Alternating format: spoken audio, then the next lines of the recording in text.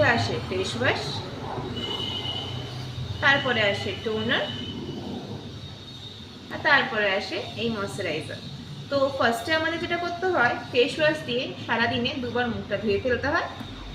তারপরে after face wash টোনারটাকে ভালো করে ঝাঁকিয়ে নিয়ে মুখে স্প্রে করে দিতে হয়। এটা একটা বেনিফিট স্প্রে। আর তারপরে টোনারটা একটু যখন হালকা মুখটা টেনে নেবে, তখন আমরা এই জেল ক্রিমটা স্কিনে যদি লাগিয়ে নিতে পারি, এইটা করে যদি আমরা 1 মাস করতে পারি, স্কিন আমাদের কথা বলবেই, চেঞ্জ আপনারাই দেখতে পাবেন। এটা কিন্তু কোনো পেড প্রমোশন না, এটা কিন্তু সম্পূর্ণ ব্যক্তিগত অভিজ্ঞতা। তাই যাদের যাদের আমার মতোই ড্রাই স্কিনের প্রবলেম, তারা ডেফিনেটলি এটা ট্রাই করতে পারেন। আশা করি আপনাদেরও উপকার হবে। আর যদি সত্যি উপকার হয়, আমার চ্যানেলে একটা সাবস্ক্রাইব করে দেবেন আর ভিডিওটা একটা লাইক করুন। এইটুকুনি চাওয়া। Thank you so much.